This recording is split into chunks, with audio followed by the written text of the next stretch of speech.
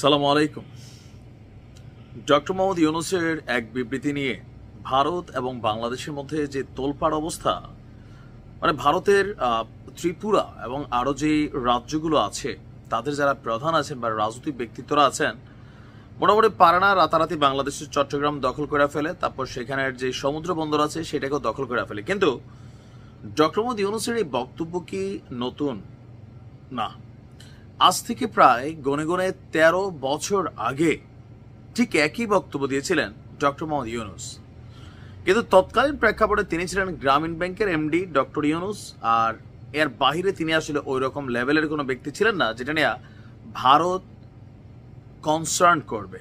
Number 1। Number 2, তৎকালীন প্রেক্ষাপটে ক্ষমতায় ছিল বাংলাদেশ আওয়ামী লীগ। সো সরকারের বাহিরে, যেমন ধরেন আমি আপনি সারা দিন রাত ভারতের নিয়ে কোনো কথা বলা, আর এই মুহূর্তে উপদেষ্টা আসিফ মাহমুদ অথবা মাহফুজ তারা যদি কোনো কথা বলে সেটার মধ্যে আসমান জমিন ফারাক আছে, কারণ রাষ্ট্র টু রাষ্ট্র। ডক্টর ইউনূসের এই মন্তব্য নিয়ে যখন বিতর্ক চলছে তখন এটার পক্ষে একটা ক্লারিফিকেশন দিয়েছেন ডক্টর ইউনূসের যিনি হাই রিপ্রেজেন্টেটিভ আছেন ডক্টর খলিলুর রহমান। তিনি বলছেন যে সম্প্রতি চীন সফরে গিয়ে ভারতের উত্তর পূর্বাঞ্চলীয় 7 সিস্টার্স খ্যাত 7টি রাজ্য নিয়ে প্রধান উপদেষ্টা ডক্টর মোহাম্মদ ইউনূস যে মন্তব্য করেছেন তা নতুন কিছু না। 2012 সালেও একই মন্তব্য করেছিলেন, তখন তো এত আলোচনা সমালোচনা হয়নি। তবে আমার মনে হয় যে high representative doctor Khalilur Rahman আছেন, পিএইচডি ডিগ্রি নিয়েছেন ঠিকই, তিনি কি আসলে বোঝেন না নাকি বুঝেও না বোঝার ভান ধরলেন? তখনকার ডক্টর ইউনূস আর আজকের ডক্টর ইউনূস কি এক জিনিস? আমি তো ভিডিওর প্রথমেই বললাম, তখন তিনি ছিলেন গ্রামীণ ব্যাংকের এমডি ভাই। এর বাহিরে নোবেল 100টা পাইলেও লাভ নাই, কারণ তার কথায় ভারত সরকার কনসার্ন করার কোনো প্রয়োজন ছিল না। বাট এই মুহূর্তে তিনি রাষ্ট্রের প্রধান, তার একটা বক্তব্য অনেক দূর গড়াবে, এটাই স্বাভাবিক। তো সরকারের এই রিপ্রেজেন্টেটিভ বলছেন যে শুধু তিনি নন, এটা নিয়ে 2023 সালে জাপানের প্রধানমন্ত্রীও প্রায় একই ধরনের মন্তব্য করছিলেন।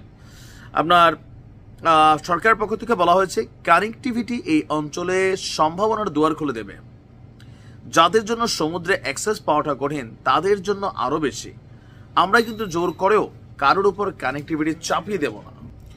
সরকারের এই হাই রিপ্রেজেন্টেটিভের বক্তব্য হচ্ছে যে প্রধান উপদেষ্টা সম্পূর্ণ সৎ উদ্দেশ্যে এই কথা বলেছেন।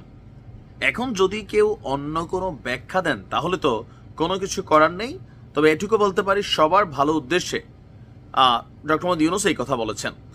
আর ভারতের 7 সিস্টার নিয়ে চীনের যে কথাটা প্রধান উপদেষ্টা বলেছেন এটা নতুন নয়, আর এটা নিয়ে আগেও তিনি কথা বলেছেন, আর বাট এটা নিয়ে তখন এতটা আলোচনা সমালোচনা হয়নি।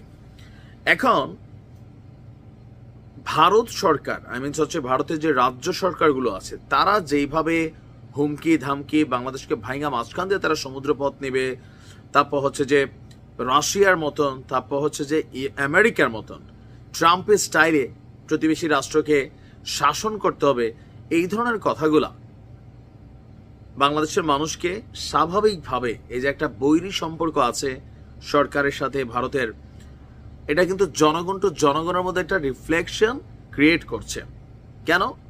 বাংলাদেশের প্রতি একটা অস্থিতিশীল পরিবেশ তৈরির জন্য ত্রিপুরার এই যে কি বলে আদিবাসী নেতা প্রদ্যোৎ উপাত্ত না কি জানি তার নাম, সে যখন বলল যে আমাদের দেশে বসবাসকারী গারো, সাঁওতাল, খাসিয়া যারা পাহাড়ি গোষ্ঠী আছে তারা ভেতর থেকে তাদেরকে সহযোগিতা করবে, আমার কাছে গতকালকেও বলছি আজকেও বলছি, একবারের জন্য মনে হয় না দেখেন পাহাড়ি বাঙালি সমস্যা থাকতে পারে, এটা আমাদের মধ্যে ভাই ভাই লড়াই হবে, আবার আমরা ভালো হব, এইভাবেই তো বসবাস করে আসছি 1947-এর পর থেকে।